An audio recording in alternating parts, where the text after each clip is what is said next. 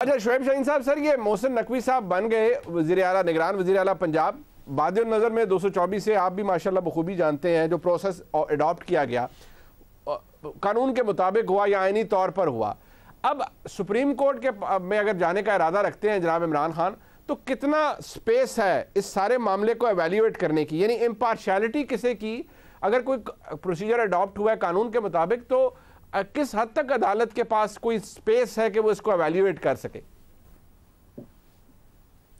देखें, आम तौर पर तो जो ये कॉन्स्टिट्यूशनल पोस्ट होती हैं या ये जो constitutional performance of the functions of any institution, किसी भी इदारे का जो आइन के तहत किया जाने वाला इक़दाम है, रूटीन में अदालत उसमें इंटरफेयर नहीं करती, खा वो हाई कोर्ट हो या सुप्रीम कोर्ट हो। लेकिन एक्सेप्शनल सर्कमस्टांसेस में कोर्ट उसमें इंटरफेयर करती है। जैसे कासिम सूरी का फैसला आप देखें, जैसे दोस्त मोहम्मद मजारी का फैसला है, या कोई इस तरह के कोई एक्सेप्शनल कॉन्स्टिट्यूशन पिटीशंस आती हैं तो उसमें होता है। लेकिन इस तरह के मैटर में चूंकि एक इंटेग्रिटी का क्वेश्चन भी है और इलेक्शन कमीशन ऑफ पाकिस्तान की जो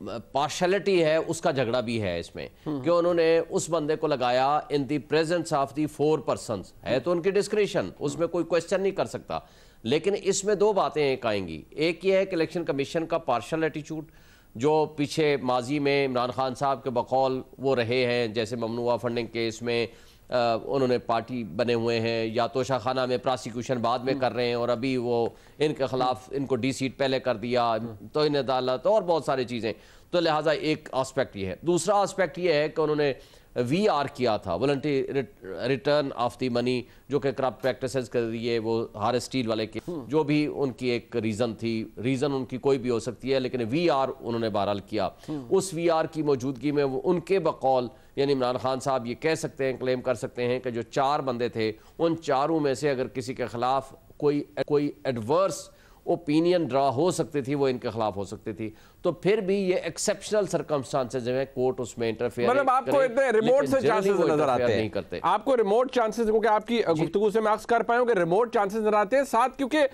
अभी जब बात की जा रही थी बहुत से हमारे दोस्त तहरीक इंसाफ के कह रहे थे देखिए नहीं वो कोई बंदा अगर किसी ने VR के अंदर उन्होंने किसी ने किया है तो वो पब्लिक ऑफिस होल्डर नहीं बन सकता। लेकिन यहाँ तो आप भी खूबी समझते हैं कि एक स्टॉप गैप अरेंजमेंट होता है ना केयर टेकर वाला, तो क्या वो कानून या वो जो पैरामीटर्स हैं वो यहाँ अप्लाई होते हैं? आपकी नजर में कुछ स्पेस है वहां पर? नहीं, पैरामीटर्स तो वही अप्लाई होंगे। पब्लिक ऑफिस होल्डर खा वो इलेक्टेड हो खा वो नॉन इलेक्टेड हो, उसमें तो दोनों चीजें एप्लीकेबल हो जाएंगी। यानी उसके लिए सिर्फ ये जरूरी नहीं है कि वो इलेक्टेड रिप्रेजेंटेटिव बने या थ्रू सिलेक्शन बने या कोई ओहदा in the shape of service of Pakistan ले ले या कोई पब्लिक सर्वेंट बन जाए, तो उस सूरत में तो एप्लीकेबिलिटी तो अक्रॉस द बोर्ड होगी, उसमें तो कोई दूसरी राय नहीं है। लेकिन अब फिर क्वेश्चन ये आएगा कि क्या उस नैब के उस लॉ के तहत किए जाने वाली उनकी VR को टाइम कितना हो गया, या आज किसी ने उसको चैलेंज नहीं किया और उसके कॉन्सिक्वेंसेस क्या है। लेकिन आमतौर पर अदालतें जो हैं वो पॉलिटिकल केसेस में इंटरफेयर नहीं करती हैं। लेकिन बहरहाल माजी में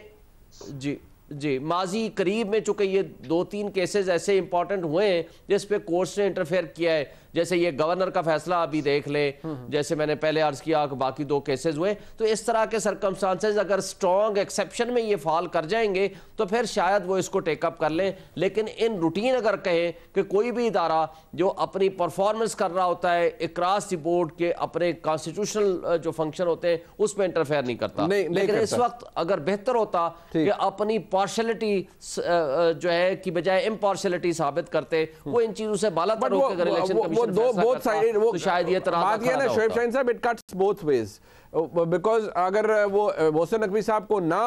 करते तो इमरान खान साहब कहते हैं कि बहुत अच्छा फैसला है, क्योंकि कर दिया तो उन्होंने कहा कि नहीं ये तो हमारे मुखालिफ है जिनको कर दिया। सो ये दोनों साइड्स के आर्गूमेंट्स हैं, बट अगेन आपकी बात दुरुस्त है कि इलेक्शन कमीशन ऑफ पाकिस्तान के पास आर्टिकल 224A के मुताबिक जो एंड पे इख्तियार आता है वो उनकी डिस्क्रेशनरी पावर है। उन्होंने एक फ़ैसला करना होता है कि वहाँ से क्या रिज़ल्ट निकलेगा, और उस फैसले के बाद ही पता चलता है कि किसका नाम अनाउंस हुआ, ना कोई कंसल्टेशन का प्रोसेस है ना कुछ। मैं ज़रा इसको आगे लेके चलता हूँ।